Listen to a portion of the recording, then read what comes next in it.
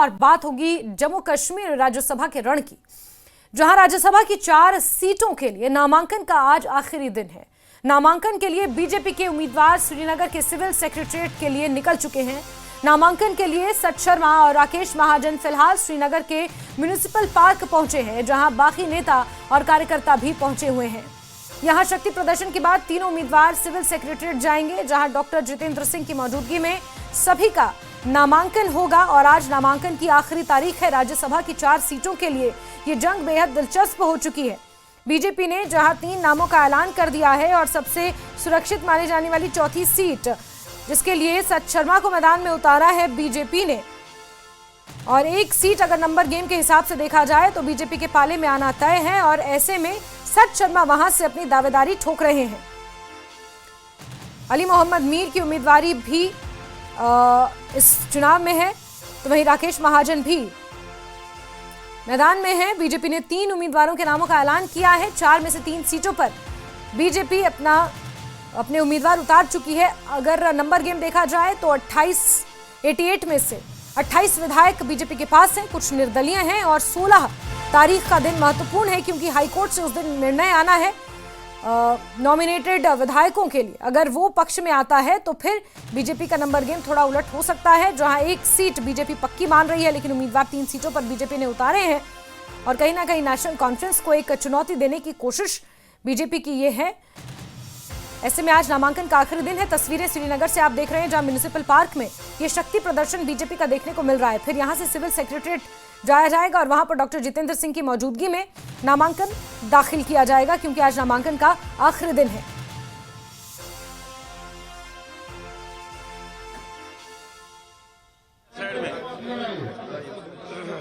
जम्मू कश्मीर की सियासत के लिए आज बड़ा दिन है, क्योंकि आज राज्यसभा की जो पोल नॉमिनेशन प्रोसेस है वो स्टार्ट होने जा रहा है। और बाकायदा तौर पर बीजेपी की तरफ से यहाँ पर जश्न जो है वो मनाया जा रहा है। और लोग या फिर बीजेपी एक्टिविस्ट्स की अगर हम बात करेंगे, वो यहाँ पर आहिस्ता आहिस्ता गैदर हो रहे हैं। श्रीनगर की ये तस्वीर है, और जहाँ पर आप देख सकते हैं कि जश्न का माहौल है और किस तरह से यहाँ पर कारकुनान जो है वो गैदर हो चुके हैं। और बताया जा रहा है कि यहाँ पर जो है 28 विधायक यहाँ पे पहुंचेंगे, और जो 3 कैंडिडेट जो है जो नामजद किए गए हैं राज्यसभा पोल्स के लिए, तो उनको एकम्पनी करेंगे यहाँ से असेंबली कॉम्प्लेक्स तक, सिविल सेक्रेटरी कॉम्प्लेक्स तक, और जहां पर वो नॉमिनेशन कागजात जो है वो भरेंगे। और उसके बाद ये भी बताया जा रहा है कि जो डॉक्टर जितेंद्र सिंह है मिनिस्टर इन पीएमओ ऑफिस, तो वो भी इनके साथ जुड़ जाएंगे बीजेपी के इस कारवान के साथ। और कहीं ना कहीं बीजेपी की जानिब से कोशिश की जा रही है कि जो एक स्ट्रेंथ है उसको किया जाए, और जमीनी सतह पर जो है ज्यादा से ज्यादा बीजेपी की साख्त को जो है उजागर किया जाए। बहरहाल कुछ लीडरान हमारे साथ मौजूद है, इनसे बात करेंगे। नाम आपका? सर, आपका नाम जानना चाहेंगे? मेरा नाम अमरजीत सिंह है। अमरजीत सिंह है मेरा। तो ये बताइए कि आज जिस तरह से जश्न का माहौल है, और क्या कहना चाहेंगे आप इसमें? बस ये खुशी का माहौल है, जश्न का माहौल है। आप सब देख रहे हैं कि आज हमारे जो कैंडिडेट्स हैं वो नॉमिनेशन फाइल करेंगे, और हमें पूरी उम्मीद है कि जिस हिसाब का जश्न है, जिस हिसाब का हमारे आदरणीय प्रधानमंत्री नरेंद्र मोदी जी की पॉलिसियों का जमीन पर असर आया है, उसका ये रिजल्ट है कि हमें पूरी उम्मीद है कि हमारे जो कैंडिडेट्स हैं बहुत अच्छे मार्जिन से जीतेंगे। तो वीर जी, आपसे जानना चाहेंगे कि किस तरह से राकेश जी, और ये जानना चाहेंगे कि किस तरह का अभी जो है स्ट्रेंथ शो करने जा रही है बीजेपी, और किस तरह का माहौल आपको? देखिए, हमारे खुशी की बात है, आज हमारे कैंडिडेट नॉमिनेशन भरेंगे। हमने कहा था पहले 3 सीटों पर हम करेंगे, 3 सीटों पर हम कंटेस्ट करेंगे, तो हमें उम्मीद है कि हम तीनों जीतेंगे बिल्कुल। तो इसलिए आज खुशी का माहौल हमारे जवाहर नगर के इस हेड ऑफिस में आपने देखा, सब बैंड बाजा करके सारा कुछ चल रहा है। तो अभी जिस तरह से बताया जा रहा है कि 28 विधायक यहाँ पे आ जाएंगे, और एक कारवां की शक्ल में जो है सिविल सेक्रेटरीट तक जाएंगे।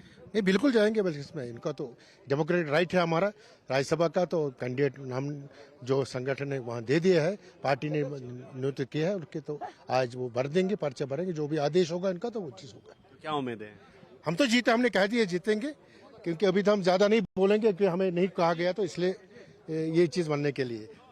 तो बिल्कुल आप देख सकते हैं कि जिसका माहौल यकीनी तौर पर है और जिस तरह से यहाँ पर सियासी गर्माहट जो है वो भी महसूस की जा रही है। और साथ ही साथ आज ये भी बताया जा रहा है कि जो नेशनल कॉन्फ्रेंस के कैंडिडेट्स है तो वो भी अपना जो नामांकन पत्र है वो वहाँ पे दाखिल करेंगे और ये कोशिश की जाएगी नेशनल कॉन्फ्रेंस की तरफ से भी कि ज़्यादा से ज़्यादा स्ट्रेंथ को शो किया जाए। और जिस तरह से अगर बीजेपी की बात करेंगे तो 3 जो इनके कैंडिडेट्स है वो यहाँ पे पहुंचेंगे और जिस तरह से हमने कहा कि 28 विधायक जो है वो भी यहाँ पे पहुंचेंगे और एक कारवां की शक्ल में यहाँ से सिविल सेक्रेटरीट की जाने मुंह करेंगे और ये कोशिश की जाएगी कि एक स्ट्रेंथ के साथ जो है भरपूर ताकत का जो है मुजाहरा बीजेपी यहाँ पे करेगी। और जो सपोर्ट में जो विधायक आएंगे या फिर जो पार्टी एक्टिविस्ट्स है वो यहाँ पे आएंगे और सिविल सेक्रेटरीट तक ये लोग जाएंगे कारवां की शक्ल में और वहाँ पर जो नॉमिनेशन पेपर्स है वो फाइल करेंगे। और मजीद दिन में क्या इस हवाले से एक्टिविटीज रहती है, क्योंकि जिस तरह से हमने कहा कि काफी सियासी गर्माहट जो है वो श्रीनगर में दिख रही है, तो उसका भी जरूर इंतजार रहेगा। न्यूज़ 18 के लिए अयूब खान के साथ श्रीनगर से मुदस्सिर कादरी। और जम्मू कश्मीर बीजेपी के अध्यक्ष सत शर्मा को राज्यसभा का उम्मीदवार बनाया गया है। न्यूज़ 18 से बातचीत में सत शर्मा ने कहा कि वो सीट नंबर 4 से अपना नामांकन दाखिल करेंगे। उन्हें पूरी उम्मीद है कि जीत बीजेपी की ही होगी। मुबारकबाद भी आपको कि आप भारतीय जनता पार्टी आज 3 सीटों के ऊपर नॉमिनेशन बनने जा रही है। तीनों की नोटिफिकेशन के ऊपर, सिंगल पहली के ऊपर, सिंगल दूसरी के ऊपर और सिंगल ही तीसरी के ऊपर। मेरा सौभाग्य है कि मुझे तीसरी सीट नोटिफिकेशन के ऊपर फाइल करने का मौका मिला है। भारतीय जनता पार्टी एक इतिहास बनाएगी, इसमें कोई दो राय नहीं। और आज नॉमिनेशन के बाद आप लोग जो है वो देख सकते हैं। तो स्ट्रेंथ एक शो करने की कोशिश की जा रही है यहाँ से। आप देख रहे हैं कश्मीर में भारतीय जनता पार्टी के कार्यकर्ताओं में इतना उत्साह, वो अपने आप में दर्शाता है कि भारतीय जनता पार्टी के प्रति और प्रधानमंत्री जी के प्रति लोगों के मन में सम्मान जो है बहुत बढ़ गया है। बिल्कुल, ये थे सत शर्मा जो कि प्रेसिडेंट भी है बीजेपी के और कैंडिडेट भी है राज्यसभा के लिए। और इन्होंने ये आज़म जो है वो दोहराया कि बीजेपी जो है जीत से अग्रसर होगी और कहीं ना कहीं जो स्ट्रेंथ है वो शो करने की भी कोशिश की जा रही है। और आप देख सकते हैं कि किस तरह से यहाँ पर मीडिया का भी जो है जमावड़ा है और जिस तरह से यहाँ पर लोग जो है गैदर हुए हैं और उसे यकीनी तौर पर इस बात को जो है उजागर किया जाएगा कि बीजेपी बड़ी मुस्तैदी के साथ इन राज्यसभा पोल्स जो है उसमें अपने कैंडिडेट जो है वो खड़ा कर रही है। और साथ ही साथ जिस तरह से सत शर्मा ने भी एक अज़म दोहराया, एक उम्मीद दोहराई कि बीजेपी इन राज्यसभा पोल्स में अच्छी कारकर्दगी का मुजाहरा कर सकती है। अयूब खान के साथ न्यूज़ 18 के लिए श्रीनगर से मुदस्सिर कादरी। वहीं बीजेपी उम्मीदवार राकेश महाजन ने भी अपनी जीत का दावा किया है। राकेश महाजन ने उम्मीदवार बनाने के लिए प्रधानमंत्री मोदी और बीजेपी नेतृत्व का आभार जताया और कहा कि मुझे हमेशा लोगों का साथ और आशीर्वाद मिलता रहा है, यही मेरी ताकत है। धन्यवादी हूं अपने नेतृत्व का, आदरणीय प्रधानमंत्री जी नरेंद्र भाई मोदी जी का, मेरे राष्ट्रीय अध्यक्ष जेपी नड्डा जी का, साथ ही साथ मेरे गृह मंत्री अमित शाह जी का, हमारे राष्ट्रीय संगठन महामंत्री BL संतोष जी का, और साथ ही साथ हमारे राष्ट्रीय महामंत्री और हमारे प्रभारी जम्मू कश्मीर के तरुण चुग जी का, जिनकी मेहनत इस तरह की रहती है कि हम कभी भी चुनावों में निराश नहीं होते हैं।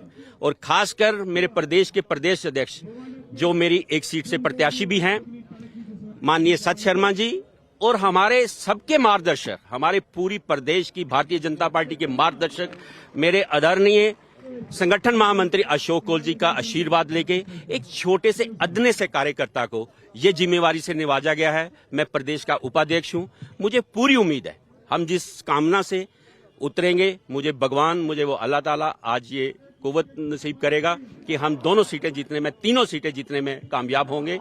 आज नॉमिनेशन है, दुआ कीजिए कल स्क्रूटनी अच्छी हो जाए, उसके बाद क्या रणनीति बनती है। आप सबका साथ चाहिए। मुझ जैसे एक छोटे से कार्यकर्ता के साथ आपको खड़ा होना पड़ेगा, तभी मैं जीत पाऊंगा। जय हिंद, जय भारत। रुक करते हैं मुदस्सिर कादरी का श्रीनगर से हमारे साथ जुड़ चुके हैं। मुदस्सिर, आज का दिन बिल्कुल राजनीतिक उठापटक से भरा रहने वाला है क्योंकि नॉमिनेशन का आखिरी दिन है और सत शर्मा तीसरी सीट के लिए आज अपना नामांकन भर रहे हैं। उन्होंने खुद इस बात को कहा। ऐसे में किस तरह का माहौल है, सिविल सेक्रेटरीट में किस तरह का माहौल देखने को मिल रहा है, और क्योंकि आज आखिरी दिन है तो जम्मू कश्मीर नेशनल कॉन्फ्रेंस के उम्मीदवार भी आज अपना नॉमिनेशन फाइल करेंगे। यकीनी तौर पर माहौल जो है काफी गर्म है यहाँ पे और हम इस वक्त म्यूनिसिपल पार्क श्रीनगर में मौजूद है और काउंटडाउन शुरू हो चुका है। बिल्कुल आप मेरे पीछे देख सकते हैं, ये बीजेपी की गैदरिंग है और बीजेपी की आला क़यादत जो है वो यहाँ पे पहुंच गई है। और फिलहाल दो कैंडिडेट्स जो है, जिस तरह से आपने भी कहा कि सच शर्मा और जो राकेश महाजन है वो यहाँ पे पहुंच गए और इसके साथ साथ जो ऑर्गेनाइजिंग जनरल सेक्रेटरी है बीजेपी के अशोक कोल, वो भी यहाँ पे देखे जा सकते हैं। एलओपी सुनील शर्मा भी यहाँ पे पहुंच गए हैं और कुछ विधायक जिनमें आरएस पठानिया भी शामिल है वो भी यहाँ पे पहुंच गए हैं। और मकसद यही है कि एक पूरी कुव्वत के साथ, एक पूरी स्ट्रेंथ के साथ यहाँ से जो कारवां है रवाना हो जाए सिविल सेक्रेटरीट की तरफ और वहां पर जो तीनों कैंडिडेट्स है वो अपना नामांकन पत्र जो है वो दाखिल करें। और ये भी बताया जा रहा है कि डॉक्टर जितेंद्र सिंह वहां पे मौजूद रहेंगे जिस वक्त ये नॉमिनेशन जो है फाइल किया जाएगा। और यहाँ से ये कारवां जो है रैली की शक्ल में यहाँ से पैदल निकलेगा जॉगर्स पार्क तक और जॉगर्स पार्क से सिविल सेक्रेटरीट तक ये कारवां जो है गाड़ियों में जाएगा। और जिस तरह से हमारी कैंडिडेट से बात हुई तो यकीनी तौर पर इरादे जो है पुख्ता है और उम्मीद जाहिर की जा रही है दोनों कैंडिडेट्स की तरफ से कि वो जो है अपनी जीत जरूर दर्ज करेंगे। और साथ ही साथ इस गैदरिंग का यही मकसद है कि ये एक मौका है बीजेपी के लिए कि ज्यादा से ज्यादा यहाँ पे स्ट्रेंथ शो की जाए, क्योंकि जिस तरह से आगे बाईपोल्स आने वाले हैं और इस रैली का यही मकसद होगा कि लोगों को रागिब किया जाए, ज्यादा से ज्यादा वोटरान को रागिब किया जाए। चाहे बडगाम बाईपोल्स की बात करेंगे, नगरोटा बाईपोल्स की बात करेंगे, हालांकि उस पर जो है अभी स्पष्ट नहीं हुआ है कि उम्मीदवार कौन होंगे, लेकिन तैयारियों में ये पार्टी जो है जुट गई है। और साथ ही साथ आज ये नेशनल कॉन्फ्रेंस के लिए भी ये दिन काफी अहमियत का हामिल है, क्योंकि नेशनल कॉन्फ्रेंस के तीनों कैंडिडेट्स जो हैं वो भी आज अपना नामांकन पत्र जो है वो सिविल सेक्रेटरीट जो असेंबली कॉम्प्लेक्स श्रीनगर में है वहां पे अपना नामांकन पत्र जो है वो फाइल करेंगे। और पूरी कुव्वत के साथ नेशनल कॉन्फ्रेंस भी नवाज सुब कॉम्प्लेक्स से कुछ ही देर बाद वहां से निकलेंगे और सिविल सेक्रेटरीट की जानिब जो है वो रवाना होंगे। तो कुल मिलाकर काफी गर्माहट जो है वो दिख रही है यहाँ पे। आप देख सकते हैं कि किस तरह से अब लोग आहिस्ता आहिस्ता गैदर होते हैं और यहाँ की जानिब रवाना होगा। जासमीन बिल्कुल बिल्कुल मुदस्सिर, और ऐसे में ये अगर नंबर गेम के हिसाब से देखा जाए तो एक सीट को लेकर बीजेपी बिल्कुल कॉन्फिडेंट है, लेकिन अगर राकेश महाजन का बयान भी सुना जाए तो राकेश महाजन का ये कहना कि हम तीनों की तीनों सीटें जीतेंगे, ऐसे में बीजेपी के कॉन्फिडेंस के पीछे का क्या कारण हम माने? क्या नेशनल कॉन्फ्रेंस के जो उम्मीदवार हैं जिसमें सज्जाद किचलू हो, शमी ओबरॉय हो, चौधरी मोहम्मद हो, क्या इन लोगों का राजनीतिक कद उतना बड़ा नहीं है जितने बड़े राजनीतिक कद के नेताओं को या जिन नामों को बीजेपी ने मैदान में उतारा है? क्योंकि राज्यसभा में तो नंबर गेम साफ नजर आ रहा है कि कौन किसके पाले में कितना मत जा सकता है।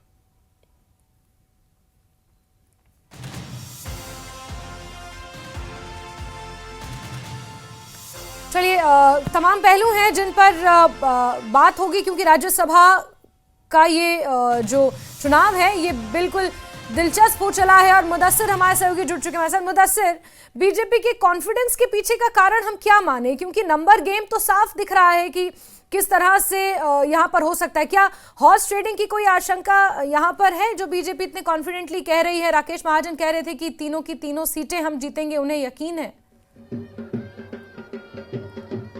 हाँ बिल्कुल, जिस तरह से राकेश महाजन से हमने यही सवाल किया था कि नंबर्स का गेम है और नंबर्स को किस तरह से गेन किया जाएगा, और उन्होंने इस बात पे क्लैरिफिकेशन तो नहीं दी, लेकिन ये बात जरूर कही कि वो काफी पुरज़्म है जीत के लिए। और जिस तरह से लीडरान से हमारी बात हुई थी इससे पहले भी, तो कुछ लीडरान का ये कहना है कि वो नंबर जो है बटोर सकते हैं, क्योंकि नेशनल कॉन्फ्रेंस की सरकार के तई कुछ MLAs का रुझान जो है वो तब्दील हो गया है, क्योंकि नेशनल कॉन्फ्रेंस हर महाज पर जो है नाकाम हो गई। और साथ ही साथ जिस तरह से नेशनल कॉन्फ्रेंस या फिर दीगर अपोजिशन जमातें जो है वो जो हॉर्स ट्रेडिंग का अमल है उसको खारिज इम्कान यानी कि रूल आउट करार नहीं दे रहे हैं, और ये कह रहे हैं कि बीजेपी की ये जरूर कोशिश रहेगी कि हॉर्स ट्रेडिंग का सहारा लिया जाए और ज्यादा से ज्यादा MLAs को रागिब किया जाए।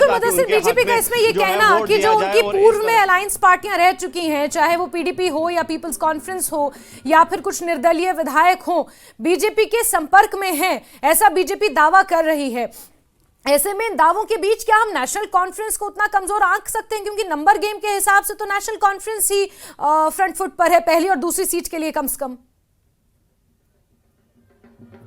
बिल्कुल। देखिए, नेशनल कॉन्फ्रेंस जो है पूरी साख्त के साथ, पूरी कुव्वत के साथ इन राज्यसभा पोल्स में खड़ी है, क्योंकि जिस तरह से उनके पास एक एब्सोल्यूट मेजॉरिटी है और इसके अलावा उन्होंने जो है ये भी कोशिश की है पास्ट में कि जो आज़ाद उम्मीदवार है, आज़ाद जो विधायक है, उनका भी उनको समर्थन हासिल हो जाए। और अगर उनका समर्थन हासिल नहीं भी हो रहा है तो फिर भी नेशनल कॉन्फ्रेंस के पास 2 सीट्स जो है वो अल्टीमेटली सेफ है, यानी कि महफूज सीटें हैं और जिस पर जो है इजी विन नेशनल कॉन्फ्रेंस दर्ज कर सकती है, बशर्ते कि नेशनल कॉन्फ्रेंस के जो ये मेंबरान असेंबली है वो हॉर्स ट्रेडिंग की जद में ना आए। और जिस तरह से बीजेपी का दावा है कि ज्यादा से ज्यादा एमएलए जो है वो बटोर सकते हैं, उनको रागिब किया जा सकता है, तो ऐसे में नेशनल कॉन्फ्रेंस भी ये कोशिश करेगी कि उनके जो एमएलए है वो इंटैक्ट रहे और हॉर्स ट्रेडिंग के शिकार ना हो। लेकिन कहीं ना कहीं अगर तीसरी सीट की हम बात करेंगे तो वहां पर जो है बीजेपी के लिए भी है मैदान साफ है। और जिस तरह से जो आजाद उम्मीदवारों की बात करेंगे तो ज्यादा से ज्यादा ये कोशिश रहेगी बीजेपी की कि उनका समर्थन उन्हें हासिल हो। लेकिन पीडीपी का जहां तक ताल्लुक है तो जिस तरह से कुछ दिन कबल ही पीडीपी स्पोक्स पर्सन से हमारी बात हुई थी तो उन्होंने ये भी नहीं कहा कि वो नेशनल कॉन्फ्रेंस को वोट देंगे, लेकिन उन्होंने ये जरूर कहा, ये एक संकेत दिया कि उनका जो वोट होगा वो बीजेपी के खिलाफ होगा, क्योंकि बीजेपी और पीडीपी की पॉलिसीज जो है वो यकसर पैरेलल है, यानी कि अलग अलग अलहदा विचारधारा की रखती है ये दोनों पार्टियां। तो इसलिए जो पीडीपी का वोट होगा वो एंटी बीजेपी होगा। और इसी तरह से अब जो सजाद लोन की बात करेंगे या फिर जो शेख खुर्शीद एआईपी के विधायक है तो उनकी बात करेंगे तो अब देखना यह होगा कि इस तरह के जो विधायक है तो उनका क्या रुझान रहता है। बहरहाल ये मुदस्सिर, इस बीच जद्दोजहद चौथी सीट को लेकर भी है, क्योंकि कांग्रेस चौथी सीट मांग रही थी नेशनल कॉन्फ्रेंस से, उन्होंने नहीं दी क्योंकि बहुत अनसर्टेन है। ऐसे में बीजेपी ने भी सिर्फ 3 उम्मीदवार उतारे हैं, नेशनल कॉन्फ्रेंस ने भी सिर्फ 3 उम्मीदवारों के नामों का ऐलान किया है। चौथी सीट को लेकर क्या है मामला? बिल्कुल, चौथी सीट की अगर हम बात करेंगे तो जिस तरह से कांग्रेस को कहीं ना कहीं ये उम्मीद थी कि नेशनल कॉन्फ्रेंस से उन्हें समर्थन हासिल हो सकता है और नेशनल कॉन्फ्रेंस एक सपोर्ट देगी कांग्रेस को कि कम से कम एक सीट जो है वहां पर कांग्रेस कैंडिडेट के लिए जो है इजी विन हो सकती है। लेकिन नेशनल कॉन्फ्रेंस की जानिब से उस हवाले से जो पॉलिसी है वो क्लियर कर दी गई, जिसके बाद काफी निराशा है कांग्रेस काडर में और यकीनी तौर पर कांग्रेस की आला कमान जो है उसके फैसले का इंतजार जरूर रहेगा। हालांकि कांग्रेस ने यह स्पष्ट कर दिया है कि वो इस डिफिकल्ट सीट यानी कि जिसपे जो चौथी सीट है काफी तजब्जुब बरकरार है, तो उसके लिए जो वो कैंडिडेट है वो मैदान में नहीं उतारेगी, क्योंकि उन्हें उम्मीद थी कि नेशनल कॉन्फ्रेंस जो कि उनकी अलायंस पार्टनर भी है तो ये उम्मीद थी कि वो कम से कम एक सीट जो है वो कांग्रेस के खाते में जाने के लिए अपना सपोर्ट जो है, अपना समर्थन जो है वो दे सके, ताकि राज्यसभा में कांग्रेस की मजीद जो है मजबूती इस सीट से हो सके। लेकिन फिलहाल ऐसा कुछ नहीं दिख रहा है और आने वाले वक्त में ये पता चलेगा, क्योंकि आज दिन बाकी है, जिस तरह से आपने भी कहा कि लास्ट डे है नॉमिनेशन फाइल करने का, तो किस तरह का जो पॉलिटिकल कोर्स है वो देखने को दिन में मिलेगा और कांग्रेस की आगे क्या रणनीति इस हवाले से रहेगी। बिल्कुल मुदस्सिर, और ऐसे में जो छोटे राजनीतिक दल हैं, चाहे अवामी इत्तेहाद पार्टी आपने जिक्र किया, नेशनल पीपल्स कॉन्फ्रेंस हो या पीडीपी हो, और बहुत से निर्दलीय विधायक हैं जिनमें से आधों ने नेशनल कॉन्फ्रेंस को समर्थन दिया है, लगभग 6 से 7 ऐसे हैं जो अभी भी निर्दलीय रूप से हैं विधानसभा में। ऐसे में उन छोटे दलों को लुभाने के लिए या उन्हें अपने पाले में लाने के लिए नेशनल कॉन्फ्रेंस और बीजेपी की तरफ से बीते दिनों किसी तरह की कोई कवायद देखी गई है क्या? देखिए, जिस तरह से स्ट्रैटेजीज की अगर हम बात करेंगे तो हर पार्टी की अपनी अपनी स्ट्रैटेजी होती है और यकीनी तौर पर जो कोशिश रहेगी बीजेपी की या फिर नेशनल कॉन्फ्रेंस की कि ज्यादा से ज्यादा जो आजाद विधायक है उनका समर्थन हासिल किया जाए। हालांकि पीडीपी का कहना है कि इस हवाले से नेशनल कॉन्फ्रेंस ने पीडीपी की जानिब कोई हाथ नहीं बढ़ाया है या कोई पहल नहीं की है कि पीडीपी का सपोर्ट जो है वो नेशनल कॉन्फ्रेंस को हासिल हो। लेकिन साथ ही साथ जिस तरह से पीडीपी का फिर एक बार मैं जिक्र करूंगा कि पीडीपी ने स्पष्ट कर दिया है कि वो उनका वोट जो है वो बीजेपी के खिलाफ ही होगा और जिसका बराह रास्त तौर पर यह मतलब होता है कि उनका वोट जो है नेशनल कॉन्फ्रेंस के हित में ही हो सकता है। और दूसरी जानिब जिस तरह से एआईपी का जिक्र किया आपने या जम्मू कश्मीर पीपल्स कॉन्फ्रेंस का जिक्र किया आपने, तो ऐसा जो है अटकलियां लगाई जा रही है अपोजिशन पार्टीज की तरफ से। और जिस तरह से हमेशा पीडीपी ने कहा है कि ये जो जमातें हैं ये बीजेपी की बी टीम के तौर पर काम कर रही है और हालांकि बीजेपी का भी ये कहना है कि उनको समर्थन हासिल हो चुका है। जिस तरह से ये जो विधायक है आजाद विधायक है तो ये कोशिश रहेगी बीजेपी की कि ज्यादा से ज्यादा वो गेन कर सके। बिल्कुल मुदस्सिर, और 16 अक्टूबर का दिन भी अब अपने आप में बेहद महत्वपूर्ण रहेगा जब हाईकोर्ट का निर्णय आएगा, और उसके बाद ये जंग अपने आप में दिलचस्प है। और राज्यसभा का चुनाव है, हॉर्स ट्रेडिंग की भी इसमें संभावनाएं होती हैं, इससे भी इनकार नहीं किया जा सकता। ऐसे में ये नंबर गेम कब कैसे कहां पलट जाए ये भी कुछ नहीं कहा जा सकता। 24 अक्टूबर का इंतजार करना होगा। ऐसे में आज नॉमिनेशन का आखिरी दिन है। एक तरह से नेशनल कॉन्फ्रेंस और बीजेपी दोनों अपनी अपनी तरह से शक्ति प्रदर्शन कर रही हैं। सिविल सेक्रेटरीट जाएंगी और जहां बीजेपी के उम्मीदवार पहले से ही पहुंचना शुरू हो गए हैं, ऐसे में नेशनल कॉन्फ्रेंस भी आज अपना दम दिखाएगी।